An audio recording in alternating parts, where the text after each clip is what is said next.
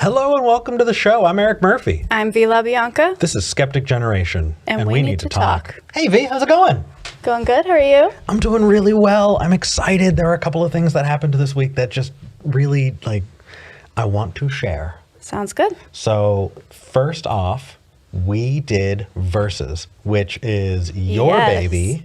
Yes, it is. You even made a graphic. There it is. And why don't you tell people about how it went? Yeah, sure. So Eric and I decided that we wanted to play around with some new things this year, incorporate a couple new things. So I took Versus. Eric's going to be taking TikTok. I was supposed to take TikTok already, and I have not taken TikTok yet because for some reason I was really up for it all the way up until I was about to start, and then I got intimidated. So be patient with me. We are going to be, exploring TikTok and having fun, but the reason it's not up right now is because it's entirely my fault. But moving on. Yes. So we are doing this thing called Versus, which is a one-on-one face-off debate, heated conversation between us, the hosts, and we talk to each other about a topic in the way that we would talk to a caller. So instead of leaving the caller on the line and just arguing with each other, let's just argue with each other. I did not know that was the approach. It was a lot of fun. It was about consciousness, and we had a couple of awesome people call in to give their 2 cents, and hopefully a couple of them calls the show today. Mm-hmm. If you would like to call the show, that's 585-526-8774. That's 585-LaMurph. Or you can go online at tiny.cc/callSG. Links are in the description. Also in links for the description, we have the link to that Versus. I kind of approached it more along the lines of just how we argue things out in our day-to-day. Well, ideally, that's how I'd like to be talking to callers as well. True. I think the difference is I allow myself to be more vulnerable with you because I know that you won't take advantage of those things. Fair. And so I'm able to explore concepts more deeply and am more open to different ideas because I'm just not, in host mode. And so So if you want to see a different side of us and see what happens, around the breakfast table on a given day, that's something that's going to be coming back. We're going to be running polls to see what we should be talking about next, some philosophical concepts. But yeah, it was a lot of fun. If you haven't seen it, it's now on our YouTube page. It has its own little playlist, so you can go and watch that whenever you want. And then, Eric, you got shouted out on another channel. I more than shouted out, actually. I got a little mini interview by the Myth Vision podcast. The link to that is in the description as well. The dude, when I met him, was such a sweetheart. He interviewed me, asked me about myself, asked me what my goals are with the channel and in the movement. And by the time we finished, he was just like, I felt like we really connected as people who were both really excited to learn. Yeah. I didn't get to know him too much more than that, but definitely that love of learning was really, really contagious to be around, and I loved it. So definitely check that out. A couple of other things. It's 2022, and that means that we've got new 2022 merch. If you want to check it out, there is a sale for January only. And that means that you've got 1 week left to get $2 off everything in our web store and all of our Skeptic Generation class of 2022 stuff. Mm-hmm. In February, it's going to go back up to the normal amount. But yeah, rep what you want to. We're really excited that we're doing this year by year and changing things up year by year so that people can kind of represent when they found us. If you're an OG, you found us earlier. Oh my gosh, I found them back at this time or whatever. It would be. We thought it would be fun. Yeah, so, absolutely. Gives us a chance to refresh things a little bit. Other than that, a couple of other. I'm sorry. I know we've got really good calls, and I'm excited to take them.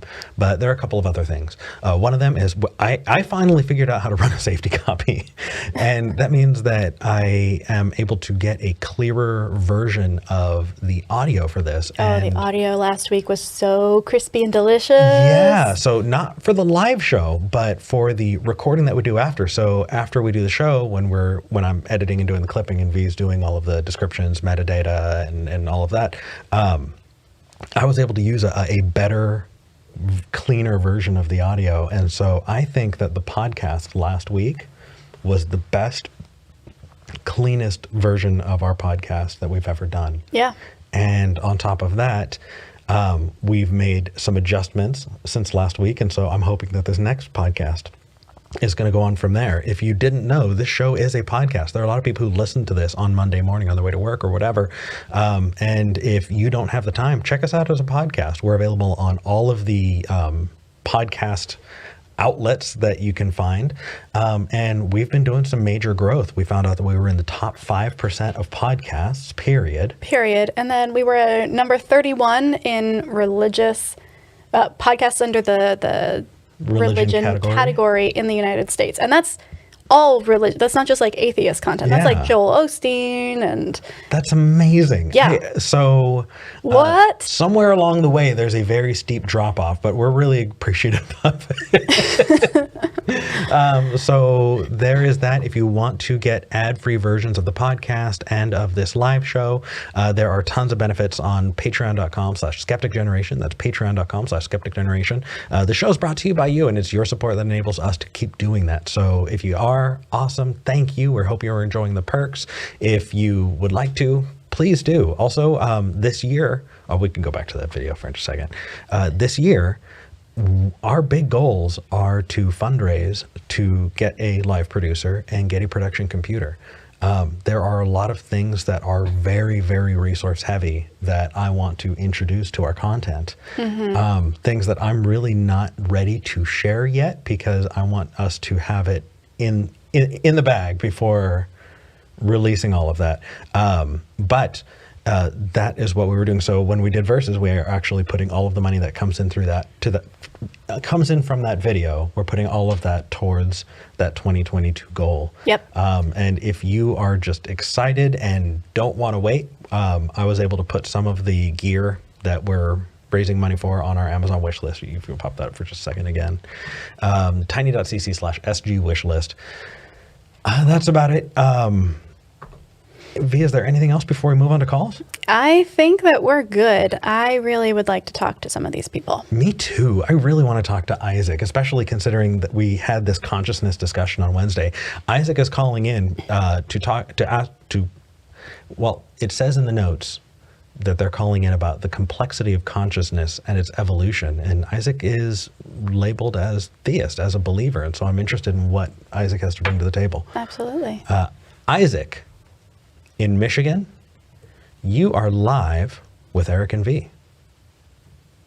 Isaac? Hello, guys. How you doing? Hey, doing well. Thank you for calling in. Hey, is this your guys' 100th show? No. Not yet. Let's see. So this is 4 episodes into season 3. So we're like at season 2. I want to say maybe 36. Yeah, somewhere around there. We're in the upper 30s. Oh, we'll make a big deal when we hit 100 episodes. Don't worry about that. Yeah. Okay. The intro kind of sounded party-ish. I assumed maybe it was some kind of 100-episode special or something. No, we're just excited to be here. Oh, actually, so I have not been able to figure out how to get that cheer loud enough, so it's still coming in really low, but Isaac heard it on the line because of the system set up. Good. Isaac, our old show, we had cheers and stuff from an audience, and when we started this show, we reached out to our followers and all of that and said, hey, we would love to include your feedback. And so people recorded little cheers and stuff and sent them in, and we compiled them. And so that's what you heard at the beginning. Oh, okay. That makes sense. It's cheesy, but it's fun. Anyway, you wanted to talk about consciousness. Yes. Well, originally I had a different topic that I had to change before we went live, but then I remembered that I had seen you, Eric, talking about you guys have been discussing consciousness and diving into that. And appreciate you rolling with the punches on that one. So talk to me. What do you got? Well, as you know, I am a believer. I've talked to many atheists or non-believers, skeptics, whatever. I've had many decent conversations with them where it gets heated, but at the end of the day, we shake hands. Everything's fine. We're just having a conversation. Mm-hmm.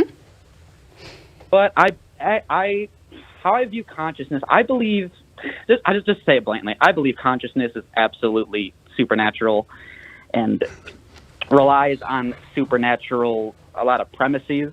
Okay. So That kind of sounds... Well, here's the thing. We have so much kind of paring down to get through because supernatural is such a broad term. I'm sure you're not talking about the TV show Supernatural. So what do you what do you mean when you say supernatural? How do you define that?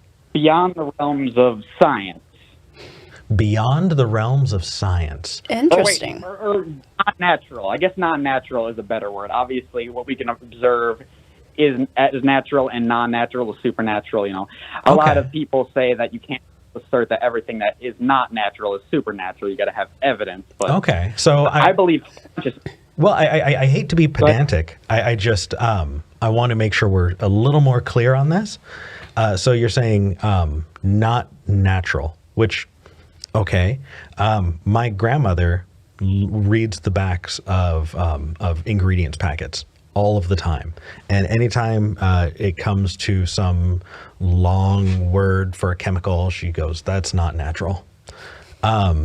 Would you say that if it can be derived in a lab, it's natural? Like, I'm just trying to zero in a little bit more because I'm telling you right now, not natural for a lot of people can still be found in the physical world. You know what I mean?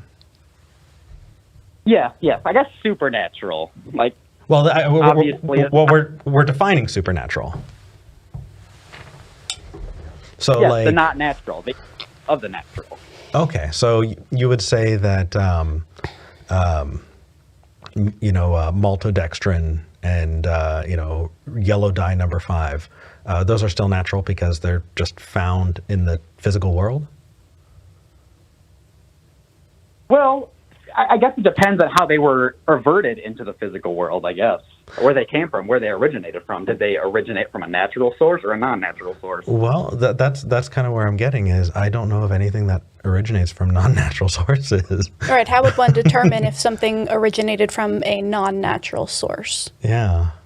Well, I kind of think that the universe, I don't want to jump off topic here, but I can give an example. I think that the universe is a supernatural because we don't know how it got here. So that's a different definition of supernatural. Supernatural in that definition would just mean because it can't really be explained. Right, but here's my question.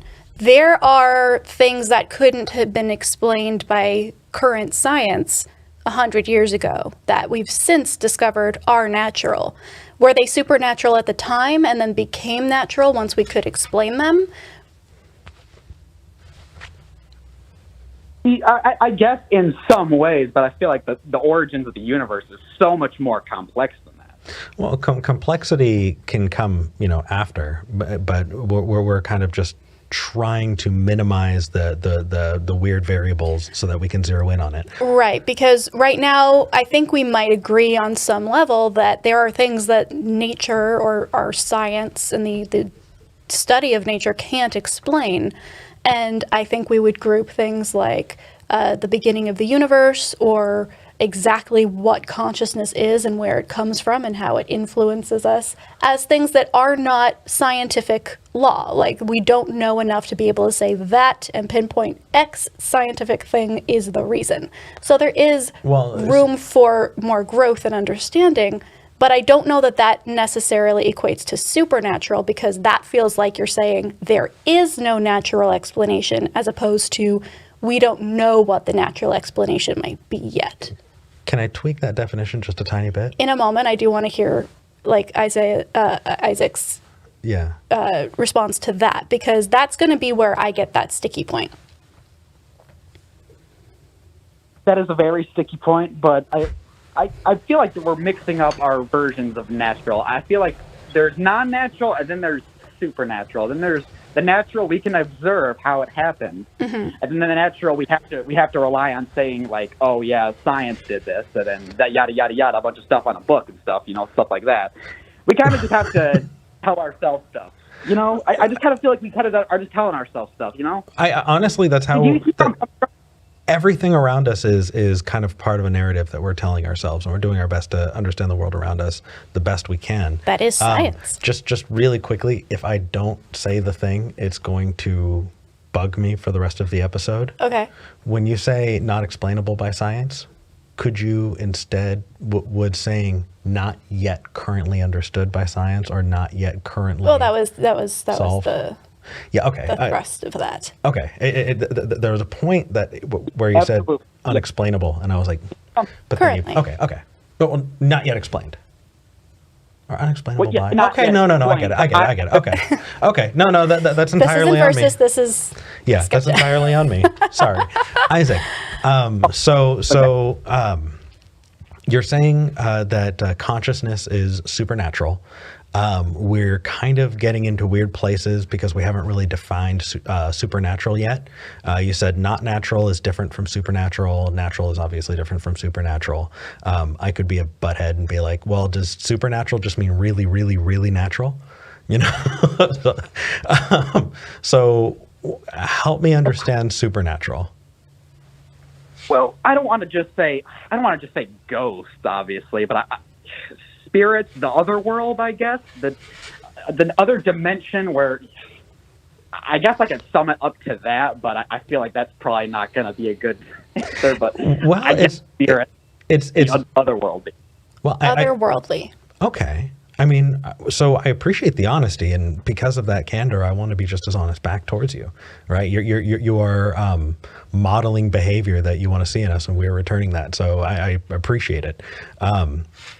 When you talk about that, it's not something, I'm sure you understand, it's not something that we agree exists. So yeah. When you're using that as evidence for the claim that consciousness is supernatural, and then when we say what is supernatural, you kind of point back to spirits and other world, like it kind of uses a bigger mystery to explain the smaller mystery. And it's not really helpful when we talk to each other. We can try to. So now that we understand what you mean by it, we can try and have a conversation with you. But it may not be convincing to us because we don't accept that, that other world exists. Well, I would really like to hear what Isaac thinks consciousness is and where it does come from, because we've talked a little bit about definitions as we are wont to do on this show, but it does sound like you have an idea of where consciousness does come from, and I'm really curious to hear what that idea is. Well, I don't believe it has a very good, a lot of scientists don't put it on a good platform. There's a lot of, they're still studying a lot of it, Mm-hmm. And I just don't believe on a diagram, the brain, our basic consciousness, this is getting into, again, more territory, but I'm a believer in free will. Obviously, I believe that we have capacity to make choices, so I believe that we can go into that there, but it's just the complexity thing. I guess that's what I'm beating over the head with you. It's not that strong. I guess now that I got on here on the show and I'm explaining it, it's really sometimes it always sounds a little bit better in your head when you've got like what the other person is saying back, and then the person you're actually interacting with asks a question all the way over here in left field. Yep. So we totally get it. And you should absolutely see the armchair quarterbacks, the Monday morning quarterbacks who come back and watch the show and go, oh, I would have said it this way. We would have too. Yeah. I think Isaiah, I keep calling you Isaiah, I apologize. Isaac, the question that I have based on that, because it sounds like complexity is something that you're kind of hung up on, this concept of there are things that are just so complex that it feels like it might not be natural. And I'm curious why you've drawn that distinction, right? Because we know a lot of things in nature that are very complex that can be proven to be natural. So where is this distinction between complex and natural and complex and supernatural?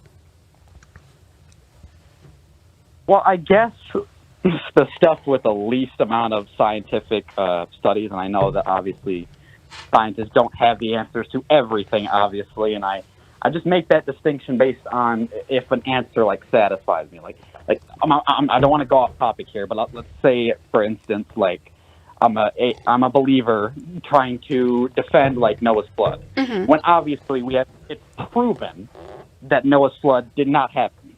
It's proven, and I can't sit here and tell myself. Oh, okay. I see. I think I see where you're coming from, and I don't want to put words in your mouth, but I want to see if this rings true for you.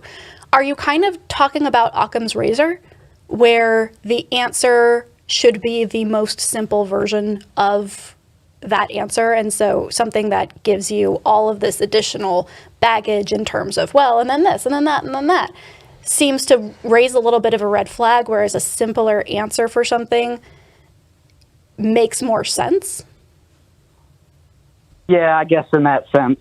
No, that makes perfect sense, and that's a good instinct. And I think that the only tweak that I would offer there is it feels natural to give certain answers more credence, or think that something seems more simple, like God did it, right? Because that is so much simpler than, well, at this point in time, these 10 million things happened, and then at this point in time, 10 million more things happened, right? So it feels simpler. It feels like a more complete answer. But then you have to go that extra step and think, okay, well, what does the answer, God did it, entail? And as you dig deeper, especially if you're able to kind of get outside of your own kind of cultural heritage of understanding that certain gods are more likely than others based on what you grew up with, it becomes clear that that also has a whole lot of baggage and additional things that need to be the case in order to be true. So that's like the one area that I feel like a lot of people get close to by saying, hey, the simpler the answer, the less additional complexity needs to be included. Maybe that's a better answer to shoot for. But the spiritual realm is incredibly complex. Right, exactly. And so it feels natural, especially in a culture where things like God and ghosts and the other world are considered to be part of just everyday life for a lot of people. But it does have its own baggage there as well. So it's not necessarily more simple, even though it might seem that way. Yeah, I mean, I did just simple examples of that are, you know, if you're talking about what is supernatural and what you're talking about with a supernatural realm, how do you determine the authentic from the inauthentic? You know, what parts are involved and what parts are excluded, and why are they involved and excluded? Have you determined that this person is a real, shaman, and this person is a fake shaman? How do we observe all of those things? All of that is just kind of baked in. So I think you hit the nail on the head. Yeah, and I don't think your instinct is off necessarily, Isaac. I think that that is a useful tool to use a lot of the time. It's just we always have to go that extra step and think, okay, this feels more simple to me. This feels more correct. What is the baggage that is bringing to the table? And is it actually a better answer? Does that make sense? Right. Absolutely. Yeah. 100%. Well, Isaac, I know this isn't the topic that you... Go ahead. We've been talking at you. You deserve the chance to talk. I mean, you go through arguments, you go through arguments, and you're like, oh, okay, I got this. I'll be able to at least argue this point. And I feel like I got on here, and I've literally, like, everything is, like, jumbled. It's like I undid, like, a puzzle, and now I'm just trying to put the puzzle back together while talking to you guys. Dude, it totally happens. Honestly, that is one of the best parts about having, someone doing this with you, because there are times when I will just shut down, or V will just shut down. We'll be like, hold on a second, I lost my point entirely. So dude, it's totally okay.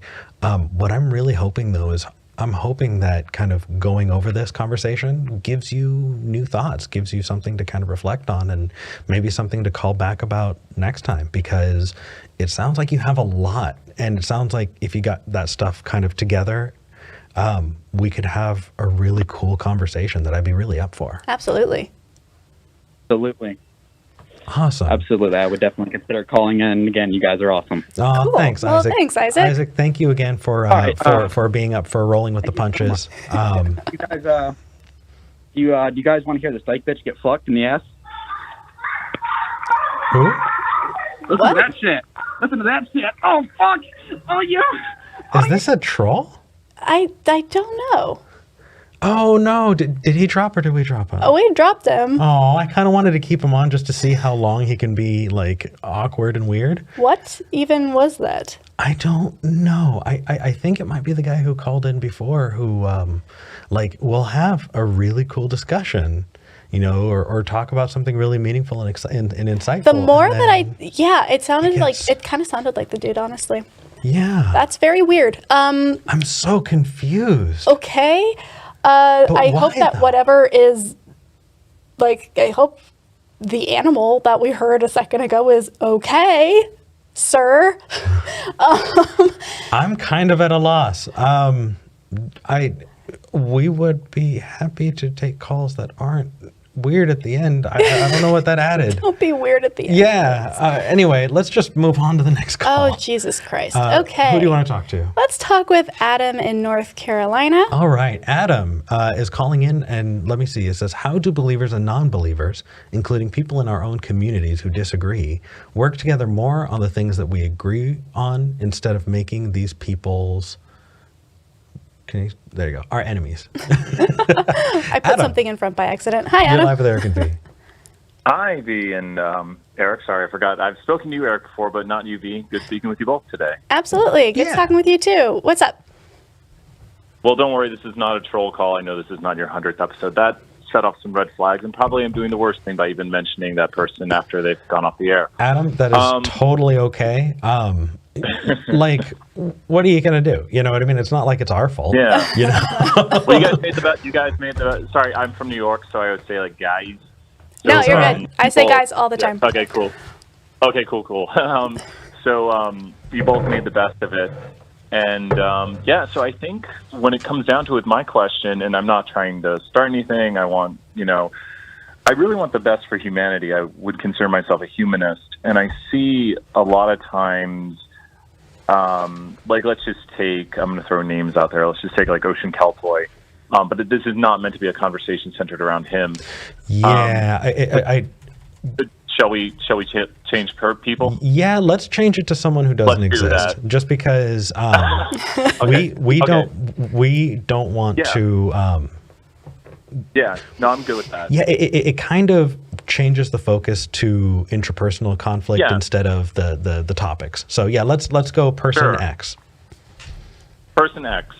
And so this could be anyone who believes in, like, let's say veganism, or anybody, because there's all these hot button topics. Like, obviously, if I say veganism, all of a sudden people get divided. So I'm obviously switching maybe to other people might think about. And I don't want to point out anyone in particular. Thank you, Eric, for that advice.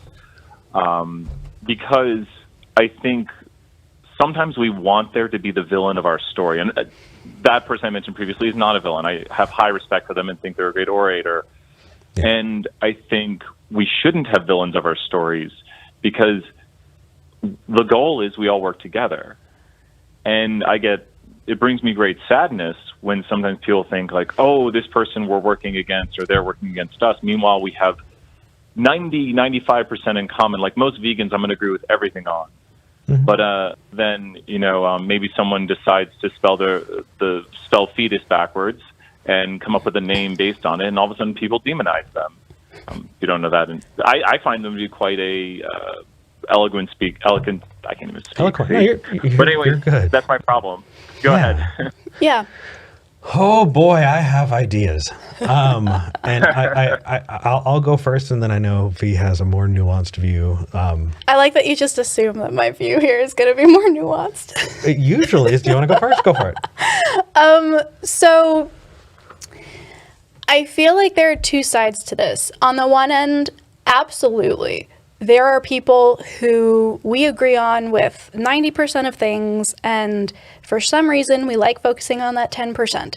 And that stymies a lot of growth, both in the community and, in the greater, outside world, because we can't work together to get the things that we agree on are necessary, right? Mm-hmm. So I absolutely agree that that's the case, and I think that what we're doing with this show in particular is trying to move in that direction in a way that is interesting, because the interest really lies in that 10% a lot of the time, especially online, where that's where the drama is, right? That's where everybody wants to be and see, ooh, who said this about who and what did they say back? And like the response video to the response video to the response video. It can be addictive, but that's not how we grow. And so I think what we're trying to do here is exactly that. Try to address that 10% by focusing on the 90% that we do agree on and trying to come to a conclusion. But there's also the component of sometimes that 10% is really harmful, right? And that's not always the case, but we should always be looking at the quality of that 10% that we disagree on, because sometimes it might be something we can work around. Sometimes it might be something we disagree with but can live with, or maybe they have a different view of things, but they're not going to go around denying other people human rights. So, okay, we can have that conversation, but if I can trust you at the ballot box and in the day-to-day life to stand up for other people, that's cool. We're going to be fine. Sometimes that 10% is really harmful, and we should not shy away from calling people out, even if we do agree on 90% of things, if that 10% is something that could be really detrimental, either, again, to the internal community or the outside world around it. That's my 2 cents. I don't know if that's a nuanced take. Now I feel pressure. I thought it was very nuanced. I couldn't. I agree with you. Sorry, Eric, it's your turn to talk. I've talked a lot. Adam, I would love for you to respond to V before I hop in. Thank you so much. And the idea of the ballot box, like, let's say we take just a Christian. Like, I have so many friends and family who are Christian, but when they go to the ballot box, they're not going to vote against my LGBTQIA friends who not have the rights that normal people should have. No, you're good. You're good. I got it. Okay. That just... God. I'm not even religious. I'm saying, God, now what have you done to me? Intent matters a lot, Adam. Yeah, no. Normal as in the majority. We get it. Yeah, exactly. The majority. That's exactly. Thank you so much. Thank you for the grace on that.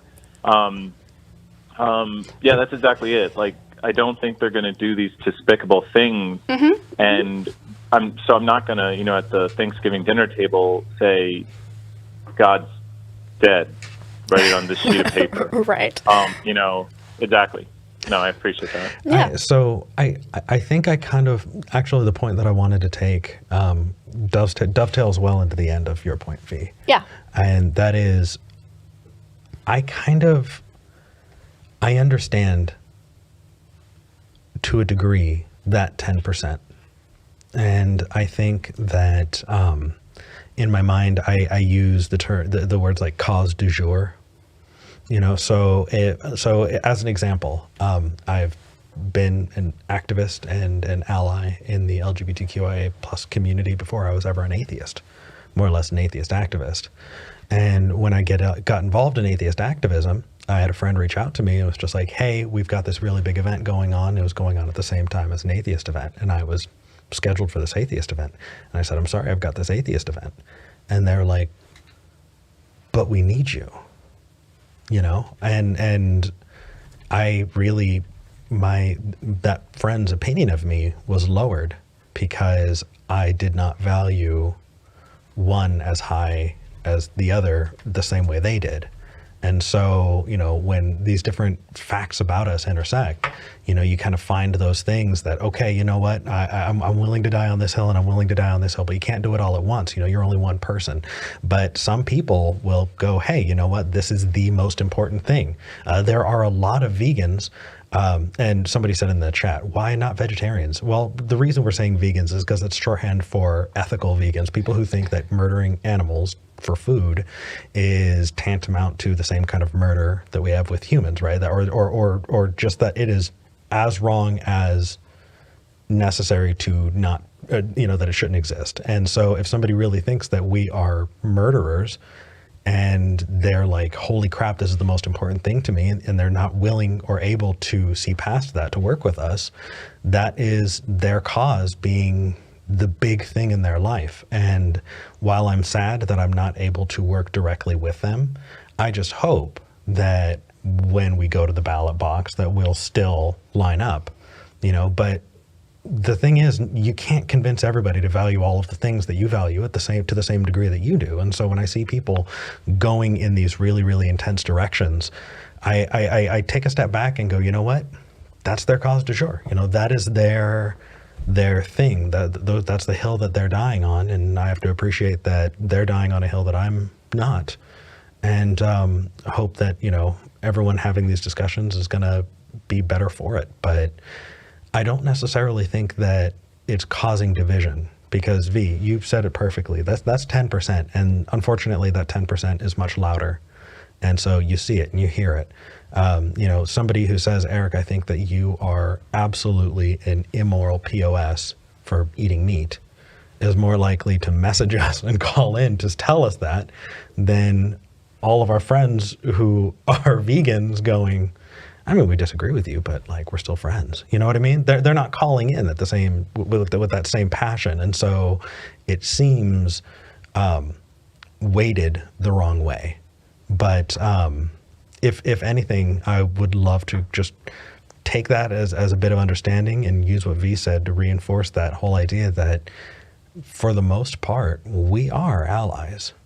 You know, for the most part, we are able to work together with people that we don't have everything in common with to achieve these goals. And we have to find ways to communicate that so that, you know, we can breach those boundaries, but don't lose hope. Can I make I have one last comment if you'd like to hear. Absolutely. And thank you, chat's been so kind to me. I saw people saying a few nice things. About, you know, politics. My parents are very Republican, very religious, and my mother said to me, she said, Adam, I don't like Donald Trump. I said, well, then vote for Biden. She goes, well, I can't vote for Biden. And I said, well, you really don't like Donald Trump. You don't like what he's doing with the nation. She said, well, he's not pro-life. And I said, do you want Trump out of office? And she said, yes. I said, the best option to get him out of office is to vote Biden. And she said, you know, you're right. And so my mom voted Democrat. And so I think sometimes it's good to have these conversations. And of course, you know, I'm not going to hate my mother for all the Republican votes she's cast. I mean, they're pro a lot of things I'm pro, but have different views on different issues. But I think sometimes we have to be willing to have that conversation with them. Absolutely. What a great point. How many people may agree with us on 9 out of 10 things, but because that 10th thing is something they can't budge on, that they, you know, vote for, you know, a different party, and we think, oh, well, we assume that they have much more, you know, that they disagree with us on. And the fact is, maybe we have more in common than we think. Hopefully. I don't know. I want to live in that world. But it all starts with having that conversation exactly like you did with your mom, Adam. Hey, we agree on most of these things. I understand that this is an important thing for you too. We don't agree on that one.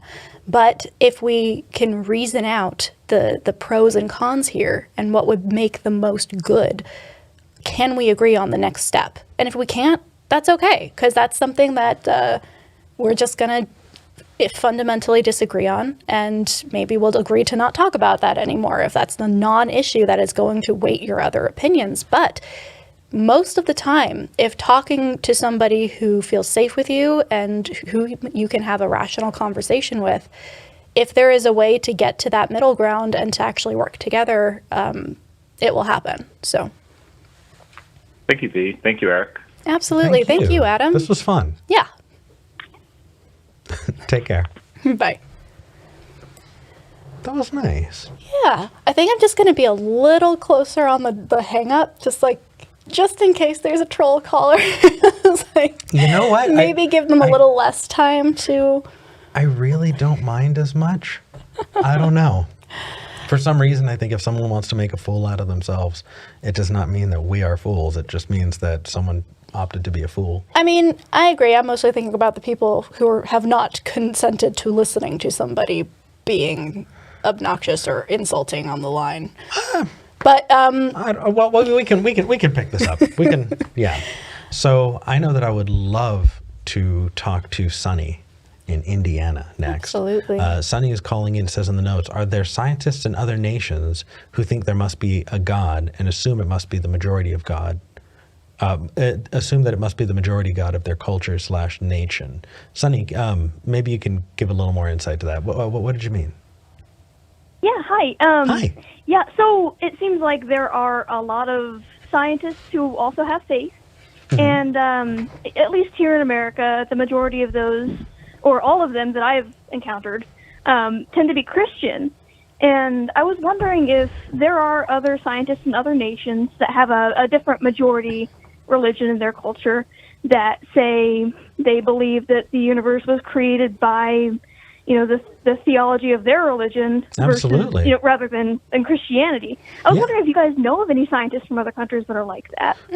Well, I think that the history of the Muslim world, especially in mathematics, is a well-documented, amazing one. The contributions that Muslim scholars have given to the fields of math and science are incredible.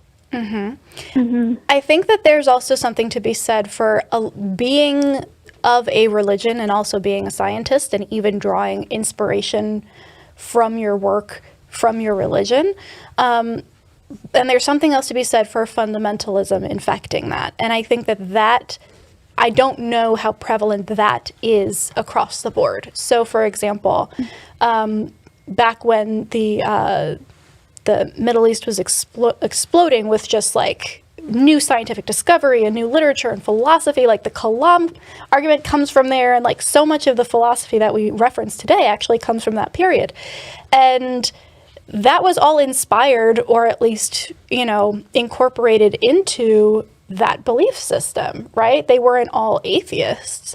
But that was stymied once a transition of power happened and a more fundamentalist worldview came into that power.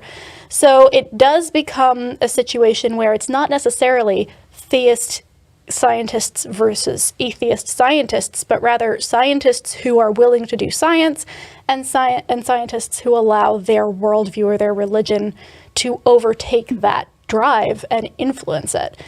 And I don't think that's a uniquely Christian thing. Yes, absolutely, Sunny. Sorry. Yeah.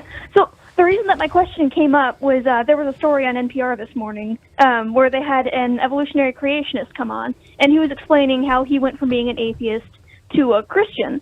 And the reasoning for him that he gave was that he just couldn't explain a lot of the complexities of nature and whatnot. The argument that we hear several times over. Yeah. The book that converted him to Christianity was C.S. Lewis's notorious book. Oh, goodness. Yeah. So, but the reason that he gave for being a Christian was that he couldn't explain these things. And I'm wondering, why wouldn't you just say that it's a, God in general? Why would you pick a religion that has so much baggage? Because that's the one because that's the one you're most familiar with. That's the one that is prevalent in the culture that you're in. Yes. So why wouldn't he explore, like, say, I don't know, Hinduism or something else other than just the majority religion in his culture? And I don't know. It just that's what brought the question to mind, and I was wondering if you had any opinions on that. Absolutely. Yeah. It's amazing just how difficult it is for the human mind to apply the same rationality in all parts of their lives. And I know I'm far from doing that, and I'm doing my best to, but I consistently find that I need to relearn skepticism, when it comes to applying it to so many different things. In your example, you obviously have somebody who is an evolutionary scientist, somebody who knows the science, who has, really kind of put in the legwork there. That just doesn't mean that their, skepticism or application of that is necessarily, everywhere in their life. But then again, that's kind of writing them off as not being a skeptic, isn't it? Well, I mean, here's the thing. If you are convinced by a C.S. Lewis book that a particular God exists because you can't explain complexity, then I don't think that you are practicing skepticism well, frankly. To me, that is a red flag. If you can say, I read this one book, and this one book convinced me of this thing that has nothing to do with my field of study, that is a red flag for me. If he had said, I have run experiments, and in my lab, I have determined that the original nanoparticles that started everything had to have a creator because of X, Y, Z, and it was run by other scientists and it was peer reviewed, then I'd be like, tune me, like, I'm going to tune the fuck into that. Like, tell me more. So it's not the conclusion so much as how they get there. And it's so frustrating that so often it does end up being, I saw a waterfall with 3 streams, and that reminded me of the Trinity, which is something that I grew up with. And first is still in my head as a thing that I can reference back to. And that's the other thing. It's really, really hard to think of things you don't have words for. And it's really hard to come to conclusions that feel natural while also assimilating new information. So we tend to go towards this thing where, oh, this just feels right. It feels true. And real truth doesn't feel like that most of the time. Most of the time, if you're looking at something, you're like, oh, that just feels right. That's just common sense.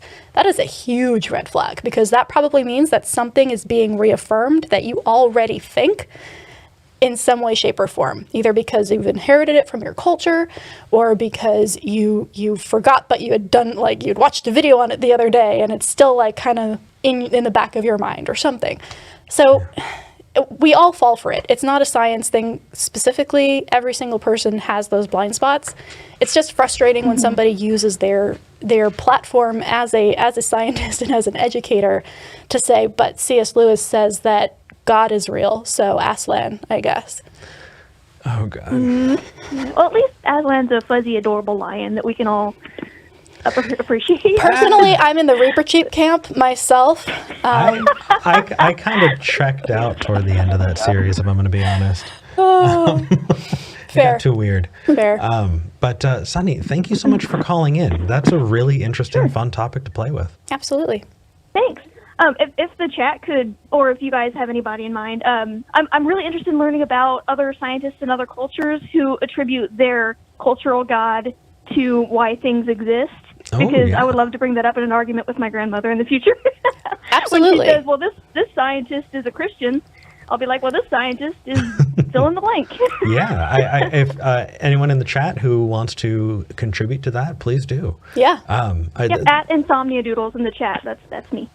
Nice. Appreciate it. All Sunny, right. Thank you for calling in. Thank you, guys. Have a good day. You too.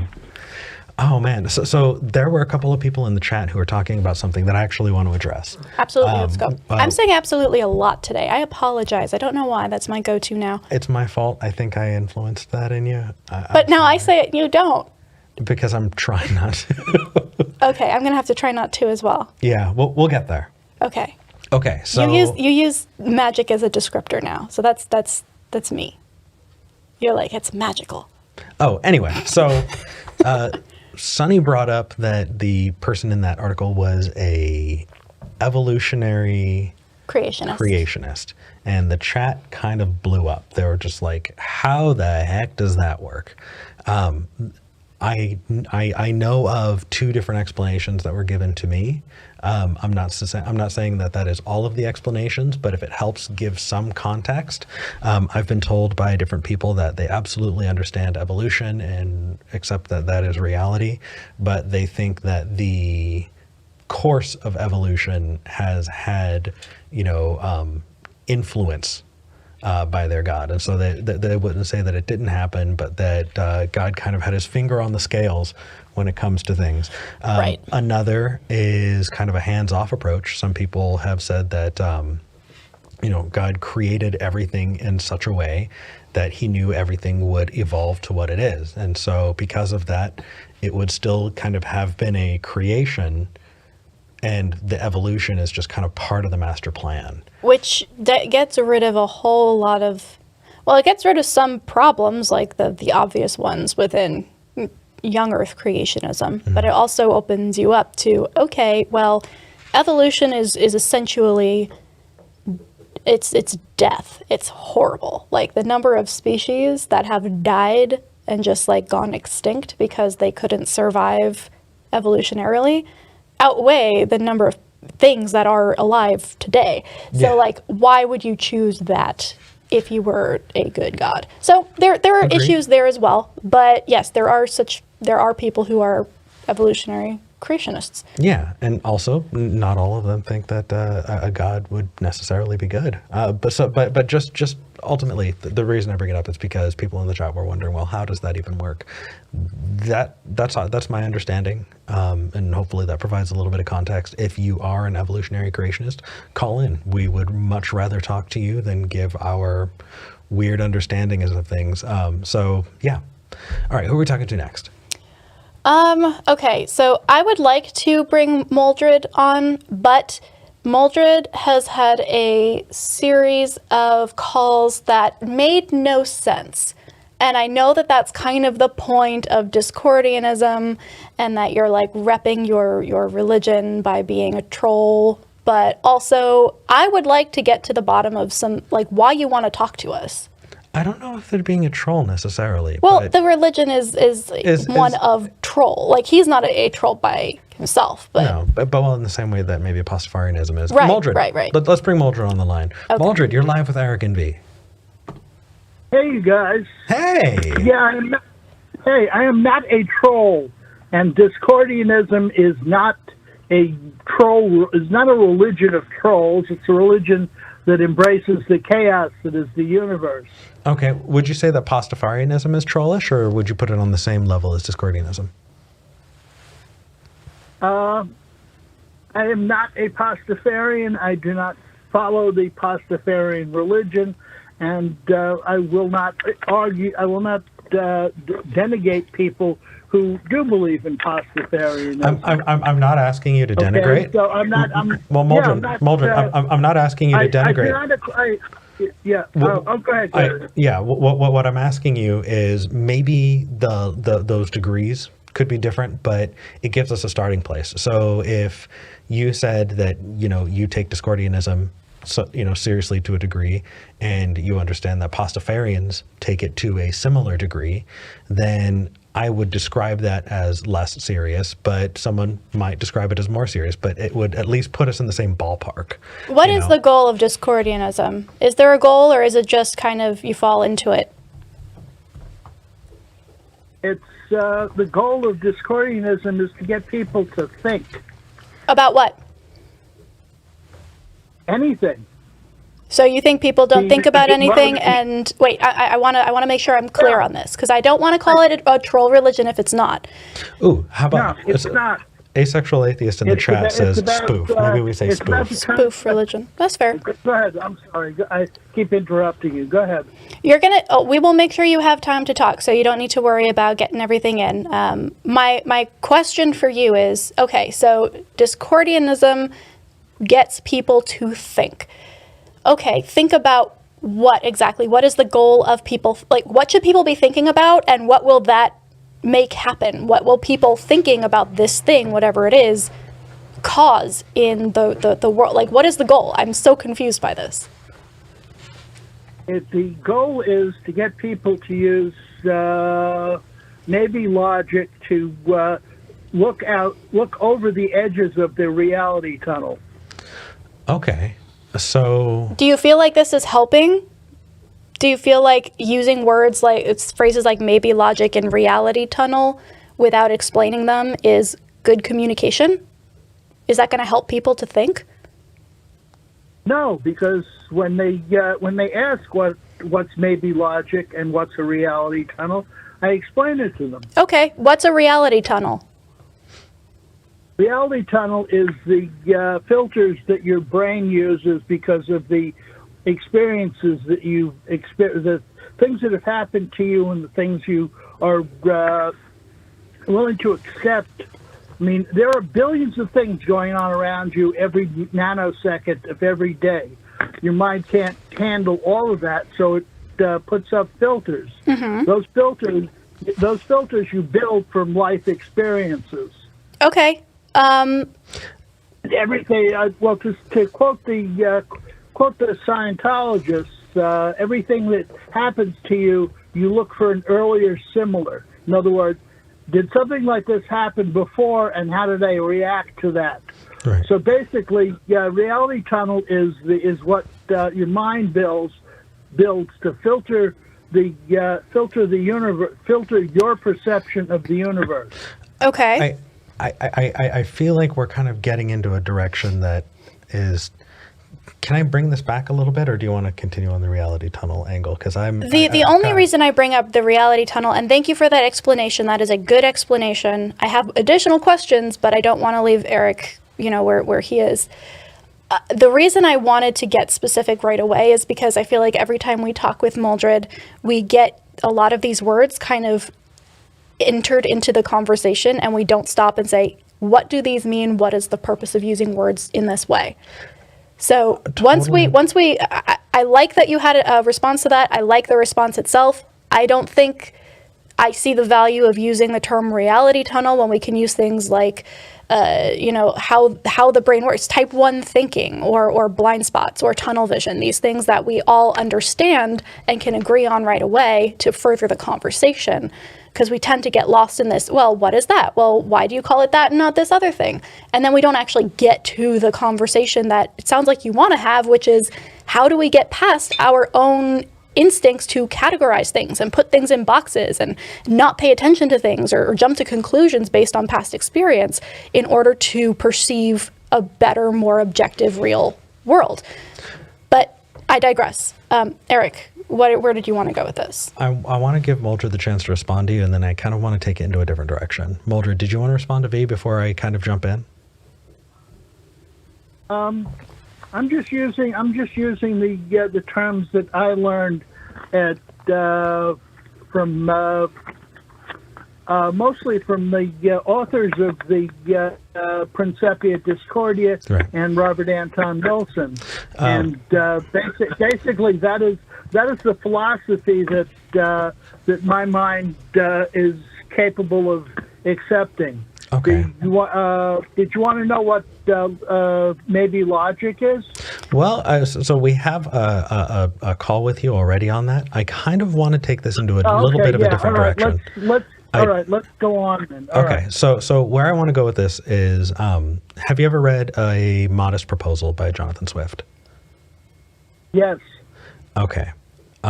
So for people who haven't read A Modest Proposal, it was a tongue-in-cheek response to this idea that, when was it? What was it, in the 1800s, 1700s? Jonathan Swift? Yeah. Yeah, 1800s, I believe. 1729. There we go, I pulled it up. Oh, eek. Yeah. So what he proposed was that we start eating babies and start eating specifically, orphans that are running around the streets at the time, and that would take care of the hunger problem. That would take care of the orphan problem. Jonathan Swift didn't actually mean that. It was satire, and satire it was used to get people to think. The Pastafarian religion and most everyone I've spoken to who calls themselves a Satanist are doing something similar. They're using tools like satire and parody to get people to think about things that are very important to them. And the way that they do that is expressed through, in the way that Satanists and Pastafarians do it. They say that is our religion, but you see that in comedy. It's one of the great tools that kind of pushes our society forward. And so when you say you're a Discordian, what I'm wondering is, are you utilizing something like parody and satire in the way that all of these others are? We're not saying it's not functional. I just want to have a better idea of whether or not this Moldred person is using this, how you're using it. Are you using this in a fundamentalist, I believe this, in a religious kind of fervor way, or are you using this in a functional, I want to get people to think, and so I'm going to relay these things in this way so that people can examine their own beliefs? Do you get what that difference is and why I'm confused? Yes, and actually that's one of the confusion is one of the things that Discordianism is supposed to do. If you get confused, then you try and figure your way out of it, which helps you to think. And yes, the satire and parody is a good way to get people to think. It's the whole thing behind the comedy of like Lenny Bruce and what's the guy? The guy's weatherman. The Guys weatherman. that did all those great things about what? The weatherman. They did all that great things about when is the pork chops going to arrive and. I don't remember, but there's Irish Catholic, former Irish Catholic comedian that died like a couple of years ago. I don't know who that is. I'll text you later, but he's very famous. But Okay. basically, stand-up comedians. One of the things that they do is do parody and satire to get people to think. okay. Is that what you're doing? That's what I'm doing. That's what I do on a website called Breaking News Religion. Okay. I can confer Moldred. with people there, and Moldred. I also Moldred. do a few Moldred. YouTube videos. Moldred. that- Hey. Also, the Moldred. idea is parody Hey, and Moldred. satire to get people to think. Moldred. And I'm glad. Moldred, if you don't confused. stop, we're going to mute you, man. Hold on. All right. You're muted for a moment because we need to take a breath here. And also, this is not a platform where you can plug yourself. You can ask us if you want to be, if we could plug you, but this isn't one where you get to just jump in and do that. That's not very nice, dude. We good? We good? You're unmuted now. Moldred, you back? Yeah, I'm back. Okay. Okay. Yeah. No, I wasn't plugging myself any more than I was plugging the website, Ask us. Breaking News Religion, which is a pretty cool website to hang Okay. out on. Okay. Moldred, Moldred. we're going to let you go. I have one more question. Oh, go ahead, B. Yeah. All right. Go ahead. Okay, so I get that I get more now where you're coming from. So this was actually a very productive call in my opinion. So thank you for that. My question is, why are you calling this show? Because I can see how some of these concepts are things that other people have not thought about before, or that maybe they are theists and they need to come to terms with maybe some of the more ridiculous aspects of their beliefs, and so that might help them. But I'm curious what you think we need to think about why are you calling us? Is it to get us to think about something in particular Is through it to using use satire? our audience? Like what is the goal of calling this show? Why do you want to talk to us specifically? Because your show is called Skeptic Generation. Do skeptics need to think more than other people, or do you think that we will agree with you on things? Oh, no, you do not have to agree with me. As a matter of fact, one of the tenets of Discordianism is as soon as you become a Discordian Pope, you have to, excommunicate all other Discordian popes.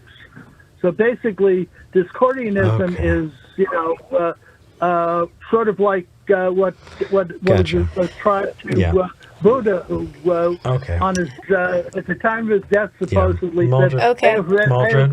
You're not answering the question, dude. Yeah, we're going to let you go. Yeah. Okay, yeah. Take care, man. Bye. Okay. You kind of got to appreciate the hustle, but at the same time, remember the format. It's not to fill space, because if you're filling space and talking at us, you're not going to stay on long. But ultimately, I disagree with the approach. Simply talking about something, and saying, well, let's talk about maybe logic, or let's talk about reality tunnel, and using that in a sentence, that's not causing people to think more. What that's doing is that's begging people to ask you. Yeah. And so that you can share what you want to talk about. That's not really opening up dialogue as much as it is kind of evangelizing. Well, I get the goal of saying And I a appreciate thing it. that makes people want to know more, right? We label our thumbnails all the time with things that aren't self-evidently understood, where people are like, ooh, what does that mean? I'm going to That's true. click and find That's out. true. I get that. It's just being badly done, because confusion is only useful if you're going to resolve that confusion with more information. But if the goal is to just confuse people and just use words consistently to make them feel like they have no idea what you're saying, they're not going to think. They're going to mute you and then drop you. Yeah, it's not helpful. And if you're backing that up with a bunch of nonsensical stuff, all it does is undercut, the more important topics that you're trying to relate. All right, let's talk to, Gohan called. Gohan called, and Gohan actually has a... is an evolutionary creationist. Is speaking as, And was listening to us, and when we brought up evolutionary creationists, and is ringing in. Gohan, thank you so much for calling. You're live with Eric and V. How's it going, y'all? Hey, doing well. Thank you for calling in. So did I absolutely ruin the description of evolutionary creationism the way you understand it, or give us some information here? No, I think you got it pretty spot on. That doesn't happen very often. Hold on a second. Dear diary. Don't forget today's date and time. Right? Oh, dude. Anyway, go ahead. Yeah, so I would say there's like three creationists, three types of creationists. One is like a young Earth creationist, and then there's two types of evolutionary creationists. And you kind of got them correct. An analogy I usually use is like, have you guys ever watched Price is Right? Yeah. So there's that game, Plinko. Yeah. If you imagine evolution being the game Plinko, the job to pass down the genes to the next generation, and the job is to pass the Plinko chip down to the hole you want. You can either try to like snipe it from the very top and have the perfect drop, knowing what's going to happen. You don't have to change anything on its way down. Or you can kind of cheat and maybe on its way down, push it a little bit more to one side or the other side to make sure it goes in the hole you want. Yeah. Right. And so, would that kind of be similar to how an evolutionary creationist might describe the influence of a creator God on evolution? Yes. At least on the origin of life, and most likely for evolution, Okay. And as far as I know, there isn't. I've listened to a lot of apologists on origin of life and evolution. Neither have I wouldn't say there's a preference for the sniping version or the guiding version. I'd say they're both pretty common. Well, here's my question. So let's look at the guiding version first. If I had two different universes, right? In one universe, you have evolution taking place naturally, and you have a version of evolution that is being nudged by a creator God. Is there a way that we can tell the difference? I would think that without a nudge, if it was just happening naturally, I don't think it would happen. Interesting. Okay. So I would say the fact that evolution did happen is evidence that there was a guide. That feels a little circular to me, doesn't it, though? If God, evolution happened this way because it couldn't have happened any other way, therefore it happened this way, feels like not a great structure to an argument. It would be if I started with a God premise first, but if I just start analyzing the evidence and seeing how evolution happened and seeing that there is a need for an intelligent guide, that's not circular. That's basing the need off of the evidence. Okay, so and you might not agree that evidence points that way, but the argument isn't circular. We might disagree where the evidence goes. But. Well, let's say for the sake of argument that I don't know, this creator God decided today that they were going to go out for a pack of cigarettes and never came back home. Would evolution stop after today? That would kind of depend on if it's like a sniping creator or that's pushing the Plinko chips. I'm on the nudging one. Do you think the nudging? Then yes, I would say that would make evolution stop. Interesting. Okay, so from my understanding, that piece of small changes in allele frequency over time actually explains that part. Yeah. I didn't think that was where I thought you were going to point back to, you know, a concept of abiogenesis, but the wow. So you think that God's responsible for the number of variants of COVID that's happening right now? In the end, yeah. I mean, not in the end, like for, physically involved, like not like in the end. You're saying that if God left, evolution would stop. That would include variants of COVID. So God is actively creating new variants of COVID or helping COVID to create new variants. I guess that would be a pretty good conclusion if you're going down the pushing, the nudging, evolutionary creationist way. So I would say that's a pretty fair conclusion. Okay. I think then for creationists who believe the nudging way, I would challenge them to specifically reach out to people who understand the process of evolution, because a lot of them do. And I got to tell you, everyone that I've talked to doesn't accept it that way. Everyone that I've spoken to, and mind you, this is my experience, and so I am absolutely, you know, open to the fact that I may not have just had the right, the experiences that you have. But everyone that I've spoken to that was a believer that went with evolution and understood evolution kind of gets that once you have the process, it goes on its own.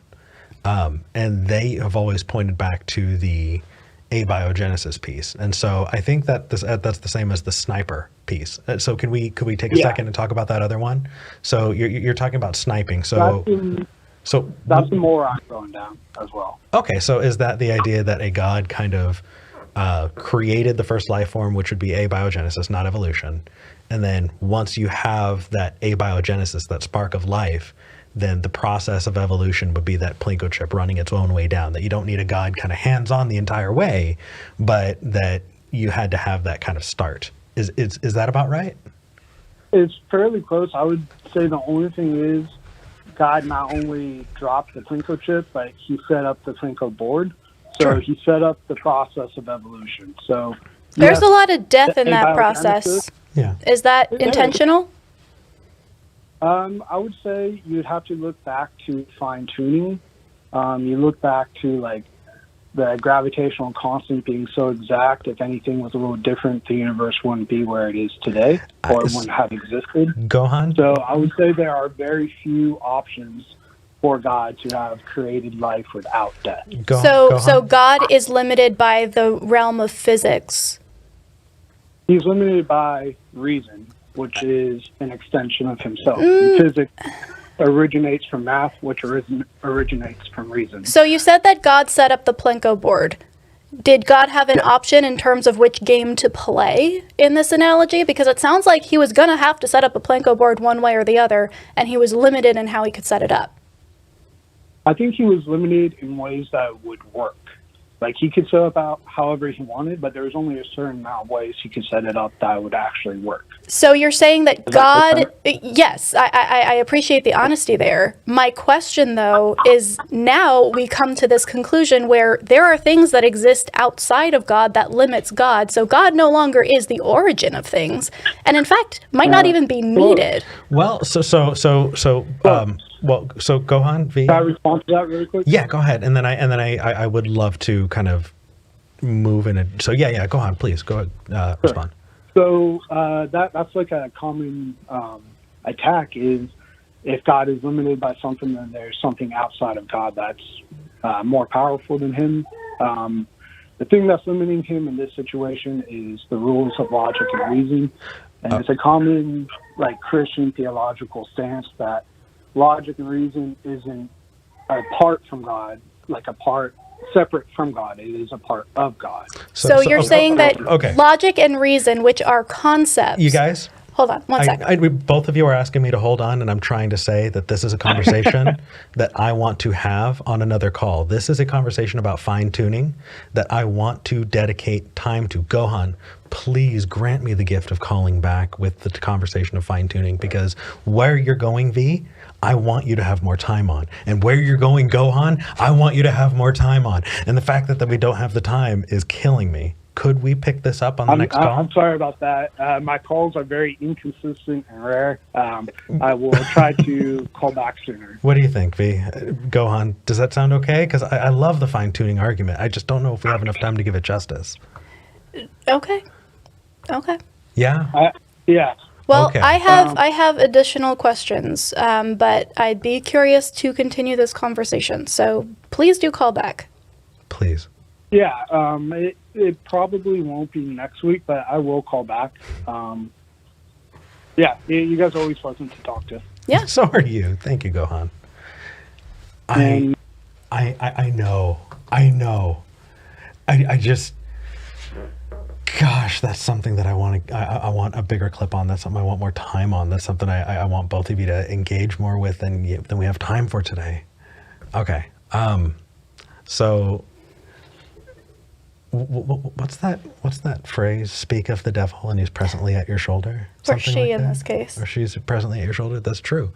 Setuf in Spain called in and wants to talk about, I'm reading this, it says, is it possible that you currently hold any strong beliefs that are as obliviously illogical as Christianity? Is that what you wanted to talk about, Setuf? Is that, did I get that right? Hi, Eric. Hi. Hi, Eric. Hi, V. There was some typo, I think, in what you just read. Not obliviously, but obviously. Got it. Okay, so I would first start off by saying that I don't think that Christians would view their beliefs as obviously illogical, and I know plenty of logical Christians, and so I wouldn't put it so negatively. But if we kind of take that to the side and not say that it needs to be obvious, would the question then be, is it possible that we hold any strong beliefs that aren't true or are illogical? Would that be the question?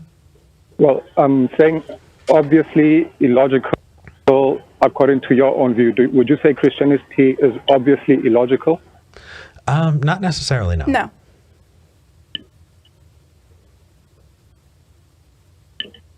Okay. I Would know, you say right? it's logical? No, but I don't think it is obviously illogical. I think that there are versions of Christianity that seem very logical, especially if you don't dive super, super deep into things and it becomes part of your worldview, your reality tunnel, as it were. But I don't think it's, all Christians are obviously just being illogical. I think it takes study and it takes looking into to understand where that logic falls apart. But if you're asking if we have any strong beliefs that are or might be illogical, absolutely. Probably, yeah. Dang. Trying to figure out what they are. Yeah, I've been on this weird, spiral around ethics and veganism for a while, and I don't know when I'm going to come out of that spiral. And I don't know. But it's good to kind of have a good, understanding of it and at least, be prepared.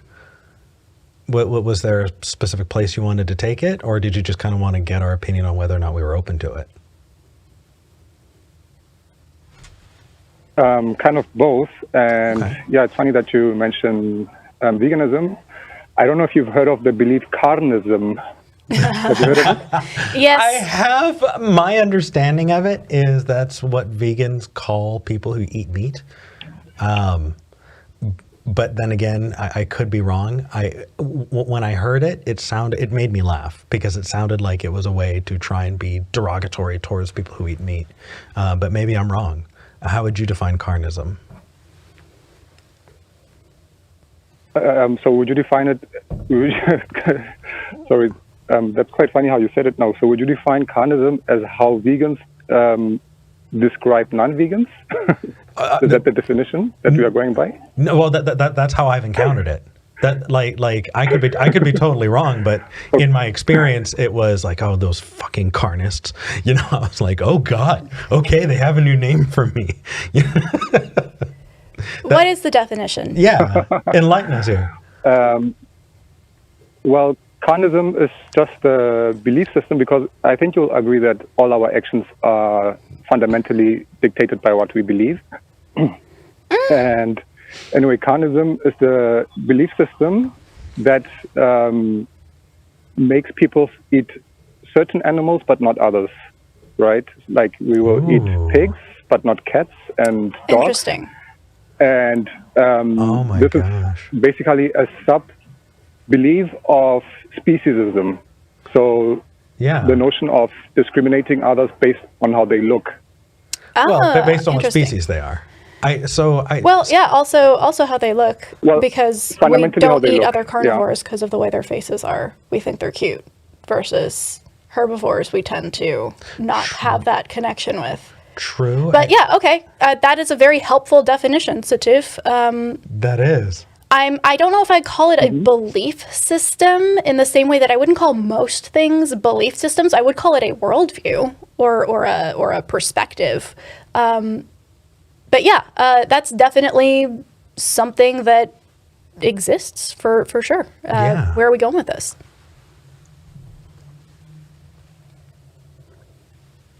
Setuf, are you still there? Oh, okay. No, just, yeah. No, I mean, I was just defining it because you asked me. Thank you. And yeah, Okay. I'm happy that you now know a better definition, or a Absolutely. more accurate definition of carnism.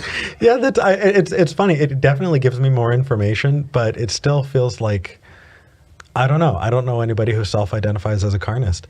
But Well, I mean, when using we that first definition, started, I well, guess. to be fair, when we first started incorporating things like cisgender into the conversation, nobody was self-identifying as cisgender before it was True.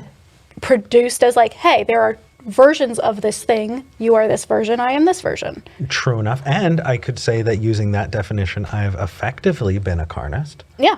And so, So, huh. I think this is exactly why we would never ever say that we do not have illogical beliefs, because up until literally 5 minutes ago, I didn't know what carnism was, and now I can better analyze my own worldview and see if it slots in there and what the problems might be there. So always open to having our minds changed. And the fact that we are open this way, what we're hoping is that people watching will see that and go, you know what, I want to do that too, and they can follow that lead.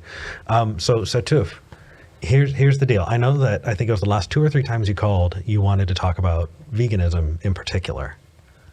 I feel like we need to give veganism more time, but a dedicated time, because veganism is one of those topics where once you kind of open the gate, people will call in every single day and they will fill up the lines.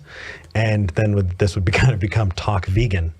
And I don't want that to be the crux of the show, but I would love to have maybe an episode or two. Yeah, we can get some people on, fly some people out who are vegan atheists who can identify with that side of things and kind of engage with that. Setuf, though, I do want to get back to the crux of why you called in today. Sure. Is there anything you would like to build off of? Because we've admitted to you that there are probably places that we hold beliefs that are illogical, and we are looking for ways to address those. So what's next? Yeah. So first off, I just want to clarify. Basically, veganism is to carnism what atheism is to religion. It's a non-action. When you are a vegan, you're not doing anything. You're just stopping to pay for animals to be killed. Okay, that's number one. And did you want to say something? Sorry. I did. That kind of excludes ethical vegans. Like I understand that being one of them, but I would say that if you are an ethical vegan, then there's an extra step there, that it would be the stance that carnism, I'm trying to use your language, that carnism is immoral or unethical, at which point I would compare that to anti-theism instead of atheism. Do you kind of get what I mean? I like that. Yeah. So they're atheists who view... Okay, I guess we can go there, yeah. Well, like they're atheists who view religion as... I mean, it's not directly analogous. Well, I'm trying to kind of do something a little bit more, because There are plenty of people who are anti-theists, and largely I've been an anti-theist. I've found that a lot of, specific religious sects and fundamentalist groups are incredibly dangerous and have been dangerous and have a huge effect on us here in Texas in the United States. And so in that way, I have been an anti-theist. And so for me to just say, oh, I'm an atheist, I can see inaction, but once you kind of go, hey, you know what, that's immoral, that's unethical, and I was standing up because that's unethical and immoral, I think that moves from atheism into anti-theism. And so if you're talking about veganism, I would want to make a split there between the non-action and the people who are doing that because, they're making a stand against something that they felt immoral or unethical, or both. And but those people who think it's immoral, what they do is a non-action. They're not doing anything. I'm a vegan myself, and I wouldn't consider myself making any actions. I'm just not paying for animals to be killed. I'm not doing something rather than paying for them to be killed. I have issues there just because we're talking about action versus non-action, and that corresponds possibly more to religious versus non-religious, right? I can actively go to church, or I can decide not to spend money going to church, right? And those are actions. I don't know about the difference between belief system and action versus inaction. I think we're using both, and it's getting kind of fuzzy. And I don't know if I'm prepared to have that conversation in a meaningful way. I think that you've given us some language that V and I are going to talk about and maybe be a little bit better in having those kinds of discussions. I think that when we do kind of the bulk of those discussions, we'll announce it. But hopefully that'll help us talk about things in a way that, we can understand each other better. So, yeah. Okay, fair enough. Maybe that's not directly analogous. I'll grant that. But just to answer V's question of where to from now. Mm-hmm. Yeah. I would say what you could do is maybe make your own research and really find out what is this carnism thing and what is really veganism, and does it really align with your own ethical views? Because in my view, animal rights is just a logical extension of human rights. So if you believe in human rights, the logical extension of that is to be vegan, in my view. So I would just say just research it and make your own conclusion, because we've been indoctrinated into the system where it's nobody's fault, but it's just a habit, but a deadly habit. Well, yeah, it certainly is a cultural thing. You go to India and there are vegan and vegetarian options at every fast food restaurant because that's their culture. Mm-hmm. And it's not a weird thing or a new thing. It's just how that culture lives. And we have a culture where that's not the case. So there does need to be some deprogramming there. My question becomes, it comes with that a lot of ethical conclusions that I don't know if my worldview supports. So I am going to go and think about this more. This is a conversation we've continued to have. But yeah, thanks for calling in, Setuf. Yeah, thank you. Take care. Thank you so much for the respectful talk, as always. Absolutely. Thank you. We both did it. Bye. We both did it that time. Well, I mean, here's the thing. If we're going to have, that kind of discussion, let it be with someone who's going to listen to us, be charitable with us, give us the benefit of the doubt. Mm-hmm. We can do the same the other way around. And I feel like there's so much more progress that can be had. And I am seeing in the live chat these amazing, some people are saying, oh, veganism is absolutely not, please don't do veganism, there's nothing useful. And there's another half of people in the comments who are saying, I really want to see that, and because of that, I think the useful thing for us is to announce it. Mm-hmm. Because if we announce it, then if you are just like, oh my gosh, I don't want that, then you can skip a week. But if you are, really wanting to see that, then we can give you the time to set your calendars. And maybe depending on how well that goes, we can see what we can do in the future. But it's definitely a really, really good idea. Also, I learned one other word today. I haven't heard it in a long time. And because of that, I'm going to say I'm relearning it. Pettifogging. Pettifogging. Okay. Being uselessly, needlessly pedantic to kind of obfuscate, obscure, or prevent the moving forward of conversation. At the beginning of this episode, I was pettifogging, and so was my interlocutor, and it was hilarious. And I've got to tell you, we should have just a graphic that comes up with those with like pettifogging, just like. I don't know. It's hilarious and accurate, and also I don't know. I think that I had actually no. I have some really good friends. One of whom, his phrase was, let your pedantic flag fly. Especially when you're talking about philosophy, it's okay, because the more you dial in on your definitions, the more useful of a conversation you can have, the better communicator you can be. And I totally understand that, and I will try to do that in a measured way. But I did think I was doing that for a good reason. But I understand the Someone mentioned that they might not tune in for a Skeptic Generation episode, but they might tune in for like a versus episode on veganism. I don't think you and I should be the person to do No, that. we would definitely have somebody with us. Who's a vegan. Yeah, and we would have that conversation with someone else, with callers who could call in and give their 2 cents. Maybe that's a better format for that. Maybe. I don't know. I feel like, definitely if it was both of us, neither of us being vegans, talking about that subject, that would just be, that strikes me as, I would feel like an asshole. Yeah, for sure. Doing that. Let's dive into Super Chats. Yes. Is it already? It's one. Holy crap. Yeah. Okay.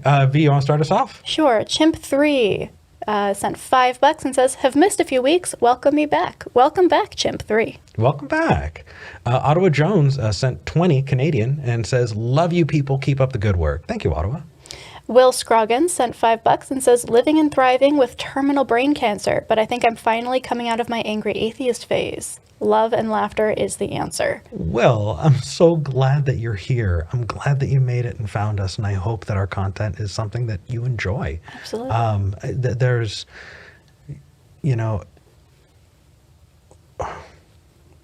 moving out of anger is a really, really awesome thing, and I'm glad that you're working through it. Not to say I don't want to invalidate people who are justifiably angry, but I'm glad you're here. Okay. Fancy Monkey sent $5 and says, digging the facial hair, my friend. Thank you. This was V's suggestion. In the past, I've tried, and because of my Mexican heritage, my mustache was awful. And I'm trying to see if I don't... We'll see how it goes. I don't know. I think it looks good, you guys. I'm liking it so far. It feels funny, though, having hair on my upper lip. We definitely need to figure out a new way to make out, because my nose gets very tickled now. Agreed. It says, missed y'all live due to work for many weeks now, hence the dearth of donations to the cause. Love you. Thank you, Fancy Monkey. Thank you. Turin G sent 30, I'm not sure what that is, MX. Mm-hmm. Hello, Eric, you have an emoji. It's a little firework. Yay. Insomnia Doodle sent $1.99 and says, God does not exist. Existence is God. Thoughts? Ooh. So that sounds like the kind of thing that I would tell myself to blow my own mind when it came to my initial thoughts on religion. The problem there is when you have definitions that are that broad, it becomes less useful. Yeah. I mean, definitely worth talking about, but I think we'd come up against why use the word God in the first place then, and not just existence. Like, why use reality tunnel when you can use thought patterns? Right. But then since we've already kind of come out the other side of it, talking about it is kind of tough because it's really one-sided. So that's why we ask that of people who call in and have that view. Mm-hmm. Dante Verona sent $20. Thank you, Dante. More from the fake Deepak Chopra quote generator. I love that we get one per episode. Is this going to be a thing? I like it. Emotional intelligence is the path to quantum possibilities. Maybe you think this is juvenile, but I love it. Okay, I'll stop now. No, I kind of love that we get one per episode. Me too. Dante sent another 20 and says, oh, by the way, at certain times today, you had more than 500 viewers watching the live stream. Yeah. Nice. Do you have a metric for that? Is that a new record for Skeptic Generation? You're both rocking it. It is up there. I think we've gotten like 530 something. So we're going to have to see exactly what this peak was, because it might be. Yeah, we're watching, and for a little bit, we've kind of evened out a bit. But if we're kind of bumping back up, I'm hoping that we'll get to see more growth. So if you're watching and you want to see that growth, you want to support us, but maybe you can't afford to support us on Patreon or something like that, or maybe you just you like us, but you don't like us that much, totally okay. Hit that subscribe button, hit that like button. All of that helps. We've got a bunch of people and less than half the likes. If you liked it, hit the like button. It really does help. And ring that notification bell, because we are doing stuff like Versus. Yeah. Okay, Moldred. Go ahead, sorry. Moldred sent $5. Thanks. Says, "Hail Eris, all hail Discordia, get more slack, the dude abides." The dude does abide. Junk Shop Library sent $5 and says, "Let thy yes be yes, thy no be no, and thy petty fog be obfuscatory." I like it. I like it. That's the lost translation of that particular verse. And we now have a new denomination. Yeah, I'm kind of in love with that. Yeah. I cannot believe it has been already this much time. All of you who are watching, thank you so much. This is an absolute blast. Whenever we sit down to do this, I'm always just kind of like, I get nervous still before every episode. And then when we're on and we're doing it, I can't get enough of it. V, thank you so much. Absolutely. And there I go again. All right, you guys. Until next time, we're glad we had this talk.